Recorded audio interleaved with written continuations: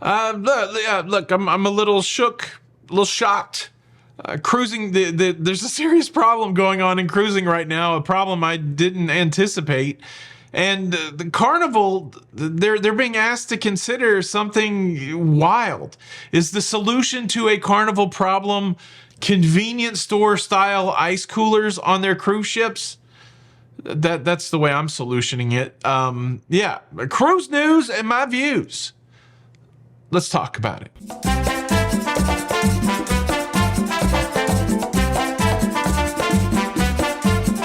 Hey, what's up, everybody? Welcome to La Lita Loga. I'm your host, Tony, here with the latest cruise news and views for your face. For your face on a Tuesday the 28th of May, 2024. And let's kick the show off with a frigid topic, a topic of ice, frozen water. There's some scuttlebutt out there right now. A disgruntled passenger that wants to be gruntled, and the only way they're going to be gruntled is if Carnival gives them ice in a more convenient way. This letter was sent off to Carnival brand ambassador John Heald, a scathing missive complaining about the lack of ice. If cheap blank motels like blank, what's a cheap motel these days? Motel 6? They'll leave the light on for you. Yeah, motel. If these cheap motels can have them in their corridors, why can't Carnival? The reply you gave blank was a stupid excuse. Just put machines on Everdeck. It's not rocket science. What is this person even talking about with their curse words and poor grammar? They're talking about ice machines. They're saying that they would like to have an ice machine on every deck of the cruise ship, self-service style, so that they could go take the ice bucket and scoop it up. Then they could take it back to their room, and then they could make scotch on the rocks like Don Draper trying to sell a ad. I think this is too complex. John Heald, brand ambassador, said they're not going to do that. But I think I do have a solution.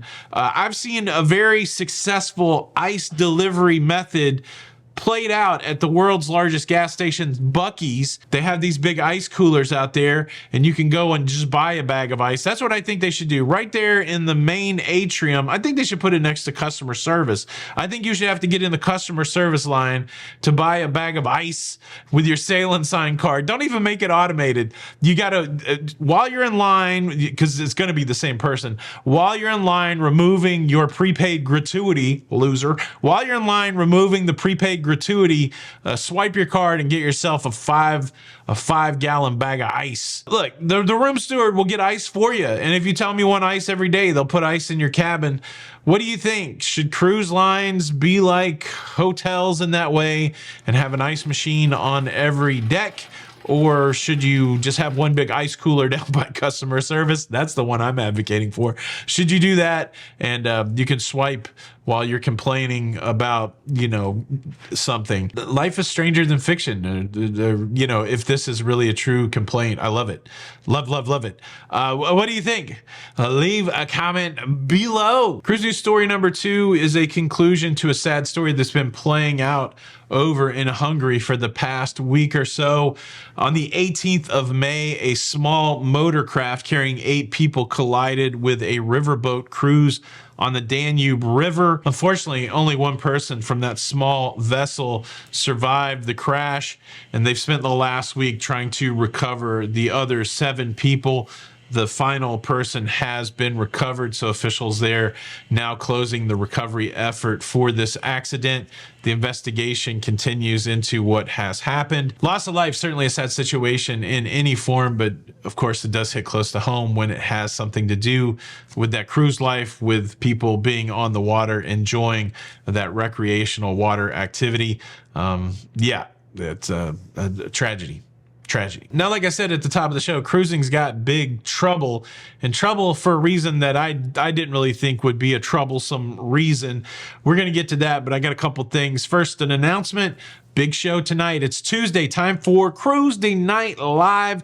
The big show happening at 9 p.m. Eastern tonight. Join myself and the lovely Jenny B and 1,000 of our closest friends in the cruising community. You guys out there in the chat asking your questions. We're going to answer as many questions as possible. But if you want a more intimate type setting, if you want the specialty dining of the Cruise Live show, that happens tonight at 8 p.m. That's for our Patreon community. You can come over to Patreon, patreon.com/La Lido Loca. $5 a month, and you're going to get multiple live shows. We would love to have you in either spot. And I'd also like to quickly invite you to subscribe. If you like staying up to date with everything going on in cruising, please consider subscribing with the notification bell on. That way you don't miss out on any of these episodes. Thank you guys for all of the kind comments. In retrospect, I was like, wow, did I just, expose those emails that I got so that I would get a good feeling from all of you people? Maybe subconsciously, who knows? Who knows how it works? But I certainly felt better reading a lot of those comments yesterday, and I really try not to acknowledge the negative comments, and sometimes it's hard not to, but again, thank you guys for all of the love that you gave me, and then also thanks for all of the new subscribers. I think we got like 120, 130 new folks to be a part of the Loca fam yesterday, and so welcome. And if you're out there and you're not a part of the Loca fam because you haven't hit the subscribe button, well, today could be your day. And again, if you're doing it and you don't like it, you could just unsubscribe. So give us a shot today. Okay. Here's the headline that's got me troubled. Everyone you know is going on a cruise. And thankfully, they give us some bullet points so you don't necessarily have to read the whole article. I read the whole article. Cruise industry sees surge in first-time passengers, with 27% of cruisers in the past 2 years being newbies. That's up 12% from the previous period. Bullet point number 2, cruise operators expect continued growth, with 82% of passengers saying they will book again. And industry anticipating 34.7 million passengers by the end of 2024. And it ain't just for the oldies. Young travelers, including millennials and Gen Z, are driving uptick in cruising, with passengers under 40 making up 42% of cruise goers last year. That's up from 35% in 2019. And so as you process that information I just gave you may be saying to yourself, well, how, pray tell, is this bad news for the cruising industry? Well, let's pop over to this article. Barcelona mayor supports limiting cruise ships and passengers. The simple correlation is this: too many cruisers. The growth of cruising is causing more and more places to say, look, too many cruisers. And I think this could become a real challenge for the cruising industry, because some of the places that everybody wants to go, Barcelona, spots in Alaska, even Bar Harbor up on the East Coast. How about that wonderful place on the Horizon Line down south, Key West? They're all starting to raise their hands and go, too many cruisers. I don't know. People may be perfectly content with just going to Perfect Day at Coco Cay or just going to Nassau, which are perfectly fine cruise ports.